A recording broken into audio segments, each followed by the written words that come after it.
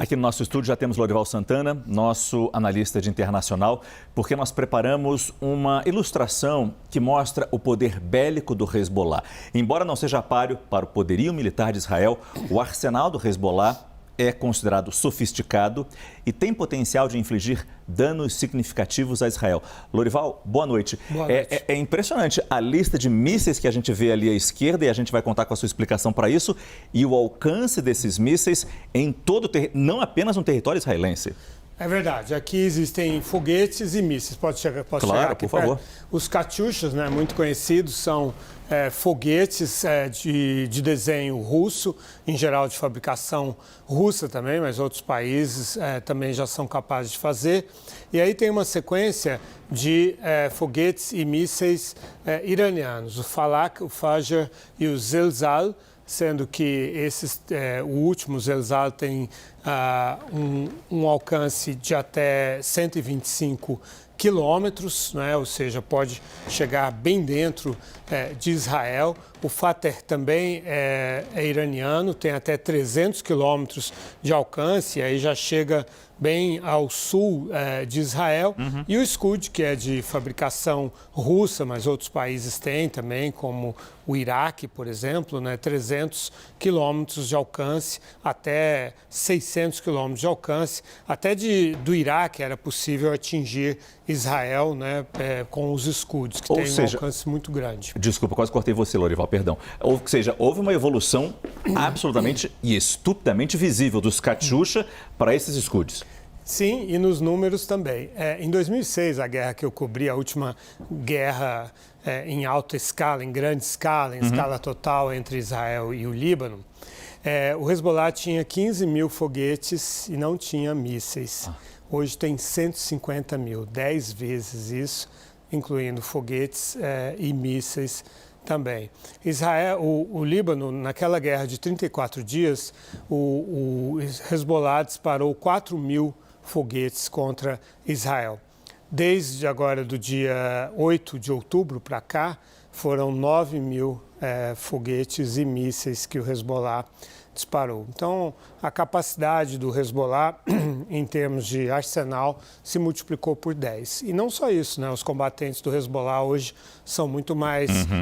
têm uma prontidão de combate muito maior, porque eles participaram da guerra da Síria, né? São soldados. São combatentes com muitos deles muito experimentados. Agora, quando você fala que há 150 mil foguetes e mísseis no Líbano, é impossível não dizer que não haja uma conivência do governo libanês. Como é que você esconde 150 mil mísseis e foguetes num país que não é tão grande assim? A gente pode mostrar um outro mapa que eu desenhei grosseiramente, Lorival, mas só para a gente ter uma noção de tamanho e de cores. Líbano, Israel em azul, e em verde a Cisjordânia e a faixa de Gaza. Como é que você esconde 150 mil foguetes e mísseis nesse país?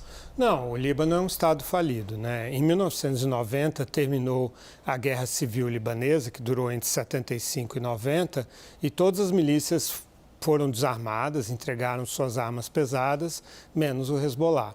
Então, a partir daí, o Hezbollah é um estado dentro do estado, né? Por quê? Porque ele tem o apoio da Síria, né, além do próprio Irã.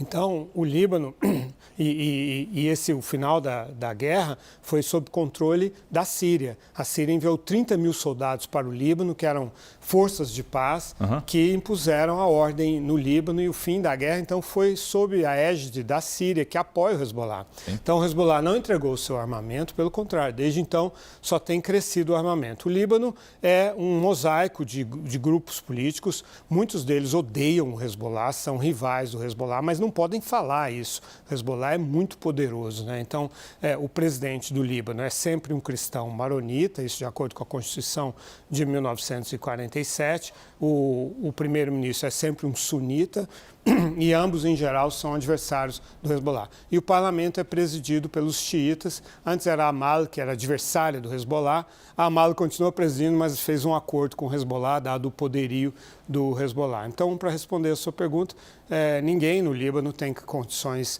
políticas e militares de enfrentar o Hezbollah. E por mais que Benjamin Netanyahu diga que o Líbano não está sendo bombardeado, os libaneses não estão sendo bombardeados, os alvos são o Hezbollah, a gente sabe que há uma mistura, assim como havia na faixa de Gaza, ou ainda há o Hamas se misturando entre a população, escondendo seus mísseis, escondendo suas armas. Isso também aconteceria no Líbano. Te pergunto qual é o risco.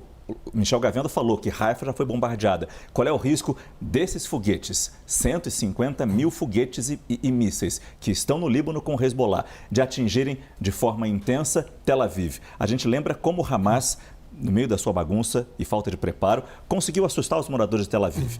Agora, de forma mais organizada, qual é o risco que Israel, de forma geral, e os moradores de Israel, essa é a pergunta, a população civil de Israel corre neste momento? Olha, eu acho que o Hezbollah está demonstrando que não consegue fazer frente ao poderio israelense, né? Assim, se o Hezbollah, se quisesse fazer isso, teria feito hoje. Ele tentou, disparou centenas de foguetes e mísseis, mas eles foram interceptados por Israel. Quanto à questão anterior que você disse, os xiitas eles estão concentrados em áreas do Líbano, o sul do Líbano, o sul de Beirute e o Vale do Bekaa no leste. Então, Israel bombardeia essas áreas apenas. Agora, atinge muitos civis, em geral xiitas, porque eles moram junto com o pessoal do Hezbollah, como você bem disse, os combatentes do Hezbollah, a parte política e militar do Hezbollah se misturam com a população civil, mas em geral xiita. No Líbano é tudo muito repartido, né? Cristãos moram em bairros cristãos, sunitas em bairros sunitas, xiitas em bairros e cidades xiitas, eles não se misturam.